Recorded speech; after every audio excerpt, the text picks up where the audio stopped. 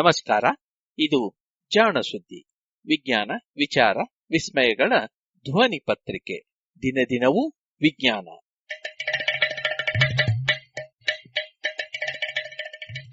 ಸಂಪುಟ 4 ಸಂಚಿಕೆ 43 ಅಕ್ಟೋಬರ್ 23, 2020. ಜಾಣ ನುಡಿ.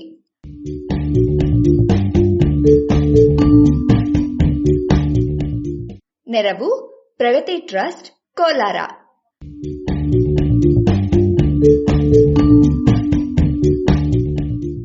ಅಪರೂಪದ ಅನಿಲ.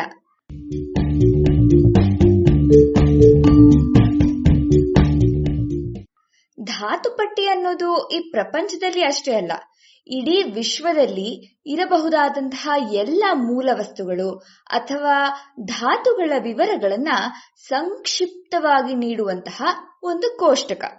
ಇದರಲ್ಲಿ ಯಾವ ಧಾತು ಎಲ್ಲಿದೆ ಎನ್ನುವುದನ್ನ ಕಂಡ ಕೂಡಲೇ ಆ ಧಾತುವಿನ ಸ್ಥೂಲ ರಾಸಾಯನಿಕ ಹಾಗೂ ಭೌತಿಕ ಗುಣಗಳನ್ನ ಊಹಿಸಿಬಿಡಬಹುದು.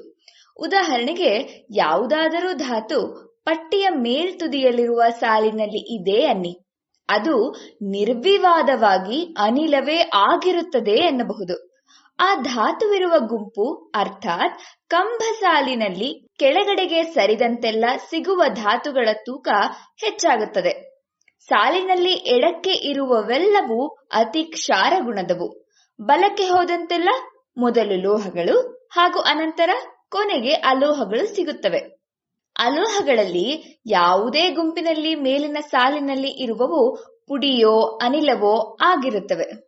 ಅನಂತರ ಕೆಳಗೆ ಸರಿದಂತೆಲ್ಲ ಅವುಗಳ ಪರಮಾಣು ತೂಕ, ಪರಮಾಣು ಸಂಖ್ಯೆ ಹೆಚ್ಚಾಗುವುದನ್ನು ನೋಡಬಹುದು. ಗುಂಪಿನಲ್ಲಿ ಕೆಳಗಿನ ಸಾಲಿನಲ್ಲಿ ಇರುವವು ಸಾಮಾನ್ಯವಾಗಿ ಘನಗಳು, ಮೇಲ್ತುದಿಯಲ್ಲಿರುವವು ಅನಿಲಗಳು, ನಡುವೆ ಇರುವಂತವು ದ್ರವಗಳು ಅನ್ನಬಹುದು. ಈ ಎಲ್ಲ ಸಾಮಾನ್ಯ ನಿಯಮಕ್ಕೂ ಸೆಡ್ಡು ಹೊಡೆದ ಗುಂಪಿನ ಧಾತುವೇ ನಮ್ಮ ಇಂದಿನ ಕಥೆಯ ವಸ್ತು. ಮ್ಯಾಂಡೆಲೇವ್ ಮೊದಲಿಗೆ ಧಾತುಪಟ್ಟಿಯನ್ನು ರಚಿಸಿದಾಗ ಅವನಿಗೆ ಗೊತ್ತಿದ್ದದ್ದು 60 ಮತ್ತೊಂದಿಷ್ಟು ಧಾತುಗಳಷ್ಟೇ. ಇವುಗಳಲ್ಲಿ ಮೊದಲ ಸಾಲಿನಲ್ಲಿ ಹೈಡ್ರೋಜನ್ ಅಷ್ಟೇ ಇತ್ತು. ಸಾಲಿನ ಕೊನೆಯಲ್ಲಿ ಇದ್ದದ್ದು ಫ್ಲೋರಿನ್. ಅದರಾಚೆಗೆ ಯಾವ ಧಾತುಗಳು ಇರಲಿಲ್ಲ. ಅದು 1869. ಆದರೆ 1895ರಲ್ಲಿ ಹೀಲಿಯಂ ಎನ್ನುವ ಹೊಸದೊಂದು ಅನಿಲದ ಪತ್ತೆಯಾಯಿತು. ಇದು ಮೊದಲು ಪತ್ತೆಯಾಗಿದ್ದು ಸೂರ್ಯನಲ್ಲಿ ಆದದ್ದರಿಂದ ಯಾರೂ ತಲೆಕೆಡಿಸಿಕೊಂಡಿರಲಿಲ್ಲ ಅನ್ನಿ. ಆದರೆ ಅನಂತರ ಇದು ಭೂಮಿಯಲ್ಲಿಯೂ ಇದೆ ಎನ್ನುವುದು ಗೊತ್ತಾದಾಗ ಧಾತುಪಟ್ಟಿಯಲ್ಲಿ ಇದಕ್ಕೊಂದು ಸ್ಥಾನ ಕೊಡುವ ಬಗ್ಗೆ ಚರ್ಚೆ ಆರಂಭವಾಯಿತು. ಪರಮಾಣು ತೂಕವನ್ನ ಗಮನಿಸಿದ್ರೆ ಹೈಡ್ರೋಜನ್ನಿನ ಪಕ್ಕದಲ್ಲಿಯೇ ಇದನ್ನ ಇಡಬೇಕಿತ್ತು. ಆದರೆ ಆ ಗುಂಪಿನಲ್ಲಿರುವ ಯಾವ ಧಾತುವಿನ ಗುಣವೂ ಇದಕ್ಕೆ ಇರಲಿಲ್ಲ. ವಾಸ್ತವವಾಗಿ ಇದು ಉಳಿದೆಲ್ಲ ಧಾತುಗಿಂತಲೂ ಭಿನ್ನವಾಗಿತ್ತು. ಹೀಗಾಗಿ ಇದನ್ನ ಪ್ರತ್ಯೇಕವಾಗಿ ಬೇರೆಯದೇ ಒಂದು ಗುಂಪಿನಲ್ಲಿ ಇಡಬೇಕಾಯಿತು. ಇದಾದ 3 ವರ್ಷಗಳಲ್ಲಿ ಅಂದ್ರೆ 1898ನೇ ಇಸವಿಯೊಳಗೆ ಇದೇ ರೀತಿಯ ಇನ್ನು 4 ಧಾತುಗಳು ಪತ್ತೆಯಾದವು. ಆಗ ಹೊಸದೊಂದು ಧಾತುವಿನ ಗುಂಪನ್ನ ಸೃಷ್ಟಿಸಬೇಕಾಯಿತು. ಇದೇ ನೋಬೆಲ್ ಧಾತುಗಳ ಗುಂಪು ಅಥವಾ ರಾಯಧಾತುಗಳು ಅಂತ ಕರೆಯಬಹುದು. ಇವುಗಳಲ್ಲಿ ಅತಿ ಭಾರಿಯಾದ ಕ್ಸೆನಾನ್ ಇಂದಿನ ಕಥೆಯ ವಸ್ತು.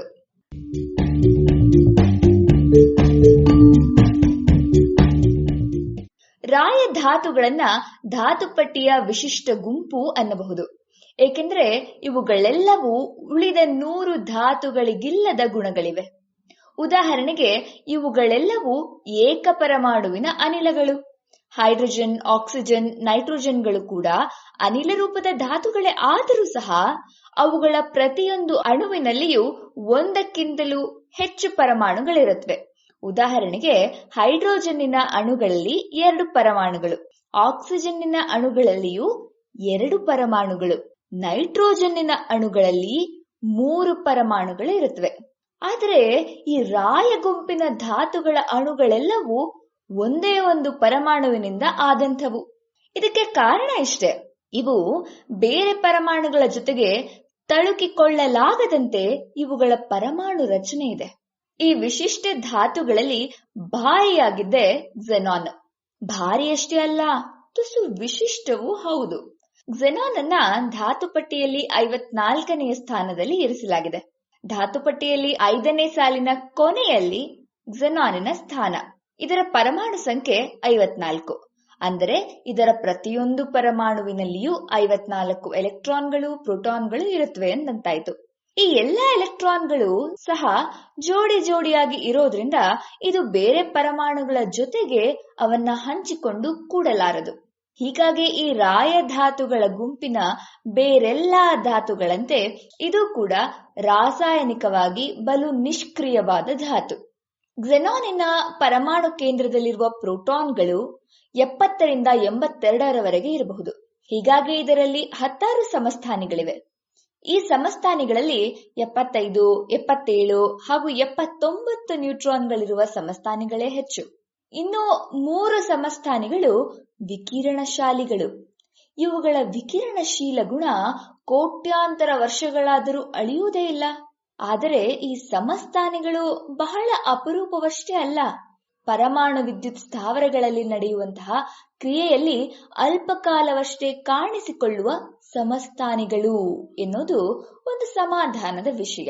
ಇಲ್ಲದಿದ್ರೂ ಕ್ಸೆನಾನಿನ ಬಗ್ಗೆ ಹೆಚ್ಚು ಚಿಂತೆ ಪಡಬೇಕಾಗೇನಿಲ್ಲ. ಏಕೆಂದ್ರೆ ಇದು ಇರೋದೇ ಬಹಳ ಅಲ್ಪ ಪ್ರಮಾಣದಲ್ಲಿ. ಹೀಗಾಗಿ ಇದನ್ನ ಪತ್ತೆ ಮಾಡೋದು ಕೂಡ ತಡವಾಗಿತ್ತು ಅಂತ ಹೇಳಬಹುದು. ಕ್ಸೆನಾನ್ ಪತ್ತೆ ಮಾಡಿದ್ದು ರಾಯಧಾತುಗಳಲ್ಲಿ ಬಹುತೇಕವನ್ನ ಪತ್ತೆ ಮಾಡಿದಂತಹ ಬ್ರಿಟಿಷ್ ವಿಜ್ಞಾನಿ ವಿಲಿಯಂ ರಾಮ್ಸೆ. ಈತ ಮೊದಲಿಗೆ ರೇಡಾನ್ ಅನ್ನ ಪತ್ತೆ ಮಾಡಿದ್ದ. ಅನಂತರ ಹೀಲಿಯಂ ಮತ್ತು ಕ್ರಿಪ್ಟಾನ್ ಕೂಡ ಪತ್ತೆಯಾಗಿದ್ವು. ಇವೆಲ್ಲವನ್ನ ಗಾಳಿಯಿಂದಲೇ ಪ್ರತ್ಯೇಕಿಸಲಾಗಿತ್ತು. ಹಾಗಿದ್ರೆ ಗಾಳಿಯಲ್ಲಿ ಕ್ರಿಪ್ಟಾನ್ಗಿಂತಲೂ ಭಾರದ ವಸ್ತು ಇರಬಹುದಾ ಅನ್ನುವಂತಹ ಕುತೂಹಲ. ಇದನ್ನ ಪರೀಕ್ಷಿಸೋದಕ್ಕೆ ಅಪಾರ ಪ್ರಮಾಣದಲ್ಲಿ ಗಾಳಿಯನ್ನ ತಣಿಸಿ ದ್ರವವನ್ನಾಗಿಸಿ ಅನಂತರ ಆವಿಯಾಗಿಸಬೇಕಿತ್ತು. ರಾಮ್ಸೆಯ ಪುಣ್ಯಕ್ಕೆ ಅಂತಹದೊಂದು ಭಾರಿ ಯಂತ್ರವನ್ನ ಲುಡ್ವಿಗ್ ಮಾಂಡ್ ಎನ್ನುವ ಒಬ್ಬ ಕೈಗಾರಿಕೋದ್ಯಮಿ ಕೊಡುಗೆಯಾಗಿ ಕೊಟ್ಟನಂತೆ. ಇದು ದೊರೆತ 3-4 ತಿಂಗಳಲ್ಲಿಯೇ ರಾಯಧಾತುಗಳಲ್ಲಿನ 3 ಧಾತುಗಳನ್ನ ರಾಮ್ಸೆ ಪ್ರತ್ಯೇಕಿಸಿದ ಎನ್ನುತ್ತದೆ ನಮ್ಮ ಚರಿತ್ರೆ. ಕ್ಸೆನಾನಿನ ಪತ್ತೆಯೊಂದಿಗೆ ರಾಯಧಾತುಗಳ ಪತ್ತೆಗಾಗಿ ನಡೆದಿದ್ದ ಸಂಶೋಧನೆಗಳು ಕೊನೆಗೊಂಡವು. ಅದಕ್ಕೂ ಮೊದಲು ನಿಯಾನ್, ಕ್ರಿಪ್ಟಾನ್ಗಳನ್ನ ಇದೇ ತಂಡ ಪತ್ತೆ ಮಾಡಿತ್ತು. ಕ್ಸೆನಾನಿನ ಪತ್ತೆ ಹೆಚ್ಚು ಕಡಿಮೆ ಆಕಸ್ಮಿಕವಾಗಿ ಆಯಿತು ಅಂತ ಹೇಳಬಹುದು.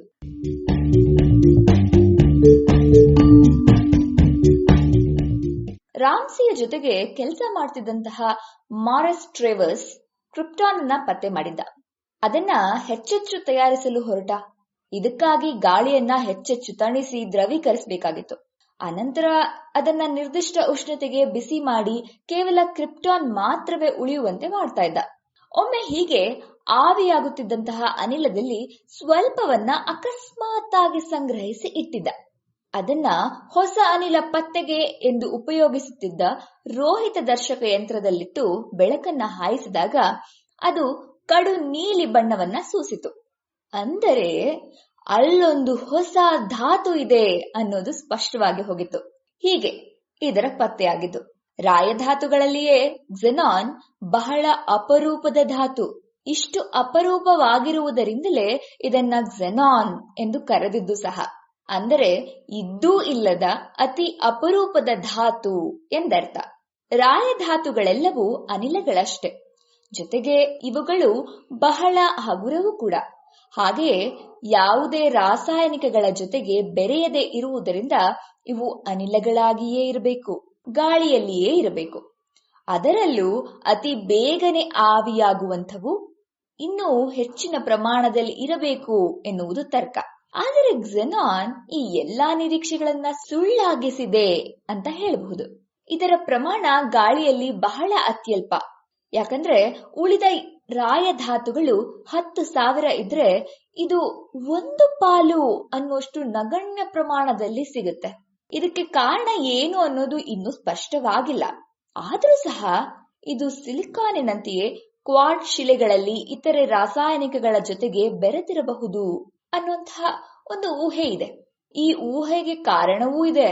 ಬೇರೆ ರಾಯಧಾತುಗಳು ಯಾವುದೇ ರಾಸಾಯನಿಕದ ಜೊತೆಗೆ ಬೆರೆತು ಸಂಯುಕ್ತಗಳಾಗುವುದಿಲ್ಲವಷ್ಟೇ.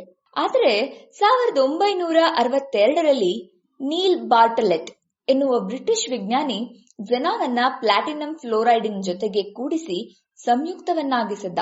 ಅಂದಿನಿಂದ ಇಂದಿನವರೆಗೆ 106 ಝೆನಾನ್ ಸಂಯುಕ್ತಗಳನ್ನ ತಯಾರಿಸಲಾಗಿದೆ.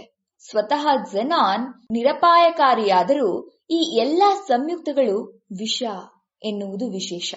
ಇಷ್ಟು ಅಪರೂಪದ ರಾಸಾಯನಿಕ ಕ್ರಿಯೆಗಳಲ್ಲಿ ತೊಡಗಿಕೊಳ್ಳಲು ಹೆಣಗುವ ಅನಿಲದಿಂದೇನು ಉಪಯೋಗ? ಇದೇ ತಾನೇ ನಿಮ್ಮ ಈಗಿನ ಪ್ರಶ್ನೆ. ಇಂತಹ ಝೆನಾನ್ ಅನ್ನ ಮನುಷ್ಯ ಬಳಸದೇ ಏನು ಬಿಟ್ಟಿಲ್ಲ ಬಿಡಿ. ಇದು ಅವನ ಬುದ್ಧಿವಂತಿಕೆಗೂ ಸಾಕ್ಷಿ ಎನ್ನಬಹುದು. ಹಾಗೆ ಅವನ ದುರಾಸೆಗೂ ಕನ್ನಡಿ ಹಿಡಿಯುವಂತದ್ದು. ಝೆನಾನ್ನೊಳಗೆ ವಿದ್ಯುತ್ ಹಾಯಿಸಿದರೆ ಅದು ನೀಲಿ ಬಣ್ಣದ ಬೆಳಕನ್ನ ಹೊಮ್ಮಿಸುತ್ತದೆ ಅಷ್ಟೇ. ಹೀಗಾಗಿ ಇದನ್ನ ಪ್ರಖರ ಫ್ಲಾಶ್ ದೀಪಗಳಲ್ಲಿ ಬೆಳಕನ್ನ ಮೂಡಲು ಬಳಸ್ತಾರೆ. ಹಾಗೆ ಎಲೆಕ್ಟ್ರಾನಿಕ್ ಉದ್ಯಮಗಳಲ್ಲಿ ಸಿಲಿಕಾನಿನ ಪದರಗಳ ಮೇಲೆ ಸರ್ಕಿಟ್ಗಳನ್ನ ಕೊರೆಯಲು ಕೂಡ ಇದು ಬಳಕೆಯಾಗುತ್ತದೆ. ಲೇಸರ್ಗಳನ್ನ ತಯಾರಿಸಲು ಝೆನಾನ್ ಅನ್ನ ಉಪಯೋಗಿಸ್ತಾರೆ. ಇತ್ತೀಚೆಗೆ ಇದು ಒಳ್ಳೆಯ ಅರಿವಳಿಕೆ ಅರ್ಥಾತ್ ಅನಸ್ತೇಶಿಯಾ ವಸ್ತುವಾಗಬಹುದು ಅಂತ ಪತ್ತೆಯಾಗಿದೆ. ಕಳೆದ 15 ವರ್ಷಗಳಿಂದ ಇದು ಬಳಕೆಯಲ್ಲಿದೆ. ಅಲ್ಲದೆ ಜೀವಿ ವಿಜ್ಞಾನದಲ್ಲಿ ಪ್ರೋಟೀನ್ಗಳ ಅಧ್ಯಯನ ಮಾಡುವಾಗ ಅವುಗಳ ಕ್ಷಕಿರಣ ಚಿತ್ರಗಳನ್ನ ತೆಗೆಯಲು ಝೆನಾನ್ ಅನ್ನ ಬಳಸ್ತಾರೆ. ಪ್ರೋಟೀನ್ಗಳಲ್ಲಿ ನೀರು ತಟ್ಟದಂತಹ ಜಾಗಗಳನ್ನ ಪತ್ತೆ ಮಾಡೋದು ತುಂಬಾ ಕಷ್ಟ. ಅಂತಹ ಕಡೆಗಳಲ್ಲಿ ಝೆನಾನ್ ಹೋಗಿ ಕೂರಬಲ್ಲದು. ಹೀಗೆ ಝೆನಾನ್ ಅನ್ನ ಕೂರಿಸಿದ ಪ್ರೋಟೀನಿನ ಚಿತ್ರ ತೆಗೆದಾಗ ಎಲ್ಲೆಲ್ಲಿ ಜಲ ವಿಕರ್ಷಕ ಸ್ಥಾನಗಳಿವೆ ಅನ್ನೋದು ಸ್ಪಷ್ಟವಾಗಿ ಬಿಡುತ್ತೆ. ಇದು ನಾಳಿನ ಬಳಕೆಗೂ ಬೇಕು. 2007ರಲ್ಲಿ ನಾಸಾ ಹಾರಿಬಿಟ್ಟ ಡಾನ್ ಅಂತರಿಕ್ಷ ನೌಕೆಯಲ್ಲಿ ಝೆನಾನ್ ಅನ್ನ ಚಾಲಕ ಇಂಧನವನ್ನಾಗಿ ಬಳಸಲಾಗಿತ್ತು. ದೂರದಲ್ಲಿರುವ ವೆಸ್ಟಾ ಮತ್ತು ಸೀರೀಸ್ ಎನ್ನುವ ಕ್ಷುದ್ರ ಗ್ರಹಗಳನ್ನ ಅಧ್ಯಯನ ಮಾಡಲು ಹಾರಿಬಿಟ್ಟಿದ್ದ ಈ ನೌಕೆಯಲ್ಲಿದ್ದ ಝೆನಾನ್ ಒಂದು ವಿದ್ಯುತ್ ವಲಯದ ಮೂಲಕ ಹಾಯುತ್ತಾ ವೇಗವನ್ನ ಪಡೆಯುತ್ತಾ ಇತ್ತು. ಹೀಗೆ ವೇಗವಾಗಿ ಹೊರಬಿದ್ದ ಝೆನಾನ್ ನೌಕೆಯನ್ನ ಮುಂದೆ ತಳ್ತಾ ಇತ್ತು. ಗಂಟೆಗೆ 10 ಲಕ್ಷ ಕಿಲೋಮೀಟರ್ ವೇಗದಲ್ಲಿ ಇದು ಹೊರಬಿದ್ದಿತ್ತು. ಈ ರೀತಿಯಲ್ಲಿ ಸ್ವಲ್ಪವೇ ಝೆನಾನ್ ಅನ್ನ ಹೊರಹಾಕಿ ನೌಕೆಯ ವೇಗ ಗಂಟೆಗೆ 15,000 ಕಿಲೋಮೀಟರ್ಗಳಷ್ಟು ಹೆಚ್ಚಾಗುವಂತೆ ಮಾಡಿದ್ರು. ಇದಕ್ಕೆ ಬೇಕಾಗುವ ಝೆನಾನಿನ ಪ್ರಮಾಣ ಬಹಳನೇ ಕಡಿಮೆ.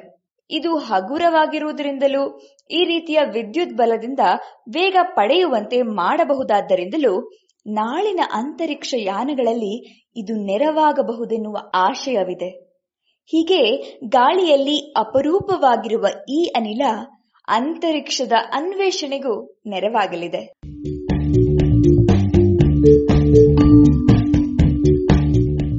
ಇದು ಇಂದಿನ ಜಾಣನುಡಿ.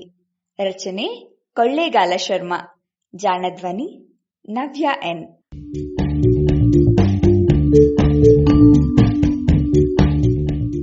ನೆರವು ಪ್ರಗತಿ ಟ್ರಸ್ಟ್ ಕೋಲಾರ.